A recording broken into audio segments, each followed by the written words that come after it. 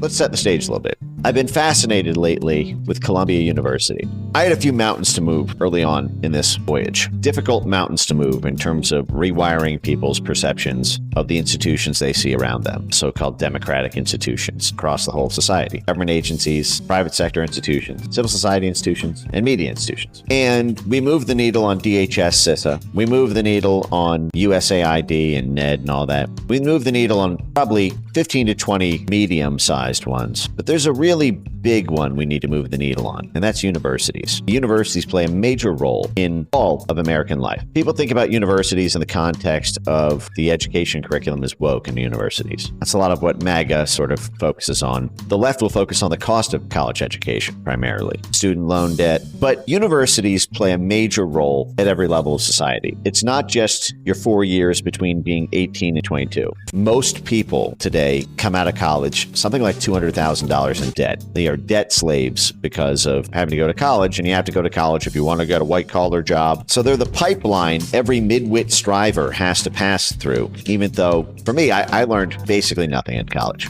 I went to a pretty good one. I'm glad I went because it was fun. I had a great time. You learn a lot about life in a college environment, but not for my classes. Thought the whole thing was just completely insane. But there's several other aspects of universities and colleges that are much more than meets the eye.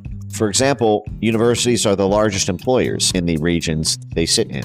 They play a major role in regional development. They play a major role in city politics. They're a hub for industry in the region. They are a hub for attracting investment. The city is dependent on the university for its own lifeline. Economically, institutionally, young children are dependent on the university to get the diploma so they can get a job. But what I find so fascinating about universities, it goes a step beyond that, which is that governments are dependent on universities because they play an indispensable role in back-channel statecraft. Every major university is an instrument of statecraft. Every single major university, no exceptions. To borrow a phrase from the autobiography of Joe Biden's CIA director, a back channel means an interlocutor, a in-between, a middleman. Think of it like an escrow agreement, but for diplomacy and negotiation. Instead of the State Department or the CIA delivering the message, they have university faculty deliver it in exchange programs. They have university faculty or people at centers or institutes at universities travel to Russia or China or Venezuela to get the information that would not otherwise be given to a government agent. They also play a major role in emigre resettlements. When we have a political figure that we're trying to promote in a foreign country, we bring them over to our universities to train them, to fund them, to arm them effectively with the U.S. network, to fasten them, lock them into the node. So, Columbia University, I've been thinking about this a lot. I did this post about Maria Ressa. I started off by saying I've been watching this USAID, NED, CIA puppet Maria Ressa campaign for global internet censorship for 8 years now. So this clip triggered me. The role of journalists in a country, in a democracy like the Philippines, like the United States, is to hold power to account. And I believe that is why, you're not going to have an influencer or a content creator stand up to a dictator. You're not going to have someone have a set of principles, of standards and ethics that actually pushes against their own self-interest. We're seeing all of these begin to fall, but here's the thing. Part of what triggered that is the technology, the public information ecosystem we live in. Journalists and news organizations have been under attack from the very beginning. So your lack of faith in that is a self-fulfilling prophecy. You lose journalism the way we practice it, you lose democracy. Democracy just means blob control. So, that was this week. Maria Ressa's back. And it's such a funny story, because I don't get to talk about this all that often. See, I always talk about this story in terms of Brexit and the Trump election. Ukraine, Crimea in 2014, U.S. coup, Eastern Ukrainian counter-coup, Crimea annexation, NATO decides the military needs to take control over the media, hybrid warfare doctrine, we're off to the races with internet censorship. And then I usually fast forward to Brexit in June 2016, Trump wins November 2016. But There was another election the CIA lost that year that unleashed Maria Ressa on the world. That was the May 2016 Philippines election, Duterte. And it was obvious to me as early as like 2018 when I was tracking Maria Ressa, what the heck is this person doing at every one of these CIA, intelligence, statecraft, NED, USAID meetings? I'm like, what the heck is going on with this person? She's supposed to be an independent journalist at this dinky little pop-up news outlet called Rappler. How the hell is she sitting right next to Hillary Clinton and Mike Pompeo and John Kerry and Barack Obama? How is she at the Carnegie Endowment for International Peace and the Atlantic Council and Council on Foreign Relations? What the heck is going on? So it takes like 3 seconds of Googling. Just type in Philippines threat to democracy and you just see the deluge of Journal of Democracy white papers on the scourge of Duterte.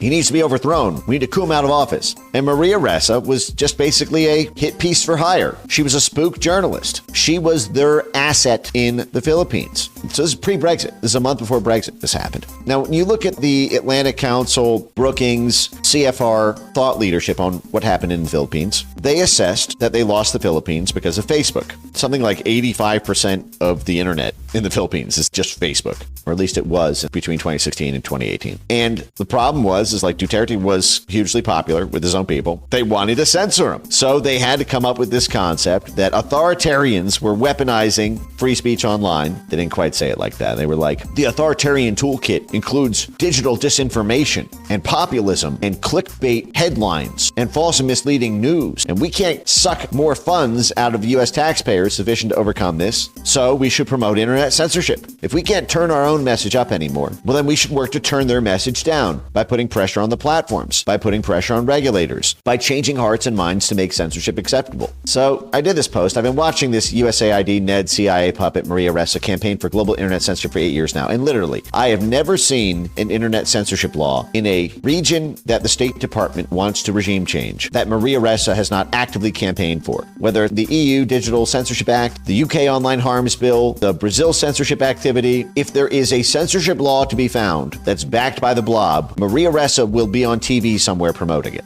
Of course, she was a Nobel Peace Prize winner. And of course, it was to safeguard freedom of expression. She just wants CIA media pumped into the area. Freedom for her to print her bullshit, but censorship for anyone who opposes her. She joins other Nobel Peace Prize CIA people. The Dalai Lama was, like Maria Ressa, also a Nobel Peace Prize winner backed by the CIA. You can make an argument about Barack Obama too, I should know, right? So, I mean, nobody's ever in the United States seen a news article that Maria Ressa has written. You may have seen like op-eds. What I'm trying to say is this person has no business having direct meetings with the head of USAID, Samantha Power. CIA Central, NED, literally conceived in the office of the CIA in 1983. Its founders said we created this because the CIA wasn't allowed to do it anymore. So the endowment is doing now what the CIA used to do so that when we fund groups, it doesn't look like the CIA is subsidizing them. The CIA gets a copy of every grant that NED makes. And here's Maria Ressa 3 years ago doing panels with the head of NED on the global threat to democracy from disinformation. She's named the chairperson of NED's World Movement for Democracy, which is basically like a spook accelerator program. It's just basically a network of networks of all their assets in the different countries. What are your credentials for this? I've never heard of you, and I think all of Britain wants to know who hired you. Doing my Nigel Farage.